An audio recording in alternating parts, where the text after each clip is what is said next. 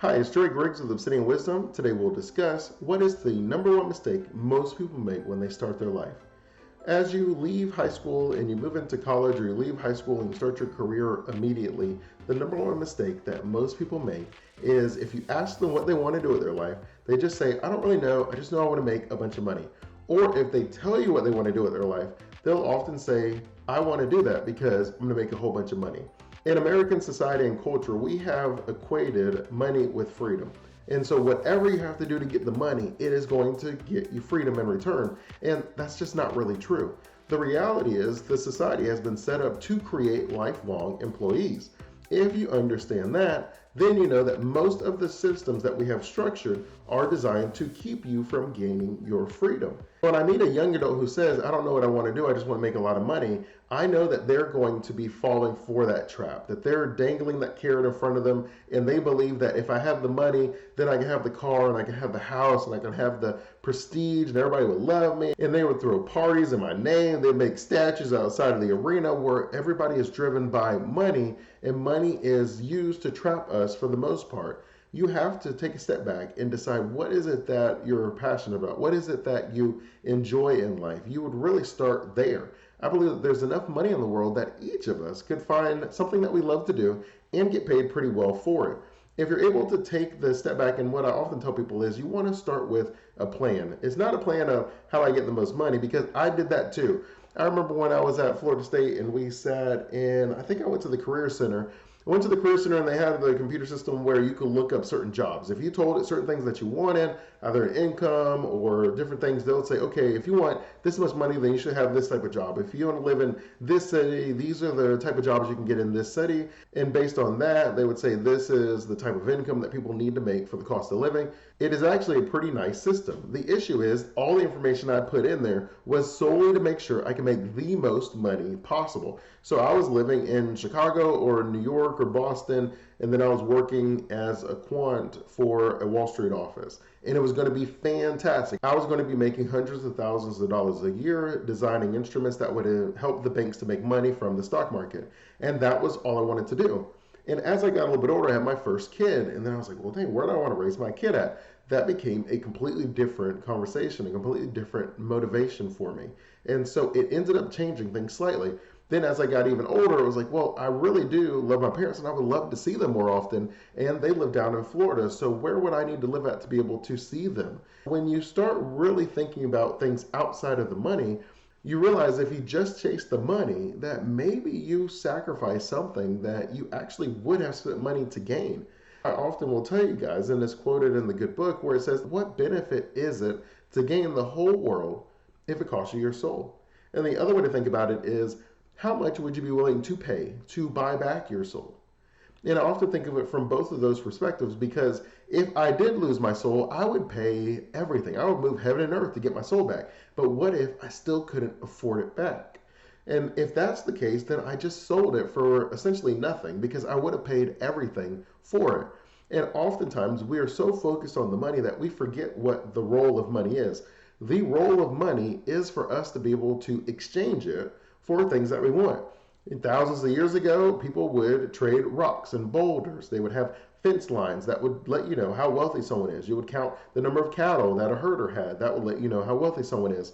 And somewhere along the way, people said, you know what, that stuff is kind of heavy, like hard to move. So it's very difficult for us to exchange these things. And then we had the barter system where I had corn and you had bacon. And we would trade so that each of us could have corn and bacon. And we would love life.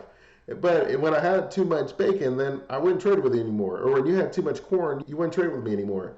So eventually we started saying, okay, maybe gold and precious metals. But at some point we just got to the place where we are now, where it's just pieces of paper. But the understanding is, if I have this piece of paper, it is going to be able to be exchanged for something I want in the future, and it's going to be accepted no matter what. And because we have that comfort and that belief, that is why we put such a high value on money, because I know I can trade this for what I want. But if you don't know what you want, then you may be trading what you want for the money, and then you may have to spend 2-3 times as much to get it back.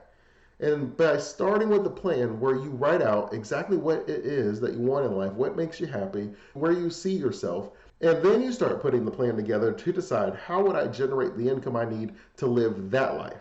The answer to that question is the beginning of wisdom, where you are understanding it's not all about the money. It's about my happiness, my success, and my wealth. It's all three that you need together. And I would call that the wisdometric framework, where you need to understand what makes you happy, what brings you success, and how you want to build your wealth. Because ideally, you don't want to have to trade everything. Where for someone like me who's very passionate about helping people, I remember when I got a job at one company and I went for the money and it was great. I got like a 20% raise and it was really good when I went to that company. I worked there for about 2.5, maybe 3 years. But there was something that I felt like I needed to be able to manage a team, that I really was like, I just feel like I want to help people. Like, I'm not 100% sure what that looks like, but I really want to help people. And I went to my manager and I said, hey, is there any way that I could, build a team under me?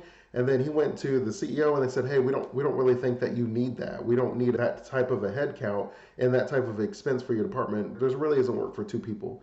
And maybe another 6 months, and then I ended up moving to another job where I was able to have the money and a team, and it felt really good for a long time. But after a while, I realized that the help I wanted to give people was slightly different than what I thought it was, to where I really wanted that to be kind of the focus. I wanted to help people to be able to live their dream life. I wanted to give people the confidence to chase away their fears, to go for it, and then the financial wisdom to be able to afford that lifestyle that they dreamed about living. And so that was when I started financial planning. And then that journey brought me here to where I currently, right, Obsidian Wisdom is an RIA, Registered Investment Advisory, and it is fantastic. I feel alive when I'm helping people and I see the hope come in their eyes when they're like, you know what? I believe that I can live the life that I told you I wanted to live. And that is my joy in life. That brings me so much happiness. It took a while for me to realize that, but I did make the journey where I took small steps. Every time I knew just a little bit about what I wanted, I made the change. The biggest difficulty for me was someone who has a bachelor's and master's in economics who came up in the investment field. You have what's called outside business activities, and you are not allowed to have them. So that was a restriction for me where I could not have a financial planning firm and work in that same industry, to where they would not approve it. And I would ask them, I'd be like, is there any way that I could have a business and still work here? And the majority of them said no. So I, at that point, had a decision to make. Was it the money that I was looking for, or was it the dream life of helping people to live their dream life is what I was looking for? And when I came to the realization that that's what I was looking for, I ended up having to leave the financial industry. I went and I taught high school history, I taught sixth grade science and sixth grade math, because I had found the most freedom that I was able to have and still have a paycheck to kind of fund my business was as a teacher. And I also love helping people, as I mentioned, so I was able to check that box off too, where I'm working with young people, we're talking about their dreams, and I'm encouraging them. And I'm saying, look, stop just asking about the money. Stop just finding the job that makes the most money. That's why people are committing suicide, jumping off of buildings and different things. They're going happy hour and getting wasted every day because they are so stressed in their job. It makes them so miserable that they thought it was about the money, but it's really not about the money. I remember listening to Les Brown, and he had quoted a study where he said that the majority of people who have heart attacks is on Monday between like 8 and 9 a.m. or 9 and 10 a.m., somewhere around that morning time, where people feel the most anxious and the most stressed and the most worried and the most miserable on Monday heading to work. And they feel the most alive on Friday leaving work. You have to be able to say, is that what money is for? Is that the goal of money? Am I supposed to trade my happiness, my sanity, and my peace of mind for the money? Or is my money supposed to buy me my happiness, my sanity, and my peace of mind, to where I'm able to do the things that I love, where I can take trips with my family, I can fund my kids' college experiences, I can support causes I believe in, I can do all these amazing things, and that is genuinely what the purpose of money is. So if you want to make sure that you're not falling short of living your dream life, don't ask yourself, what job pays me the most money? Ask yourself, what in this life brings my soul joy? If you like the video, I ask you to like and subscribe, and feel free to check out other wisdometric videos if you're looking for ways to eradicate financial stress, generate passive income, and build a prosperous retirement strategy.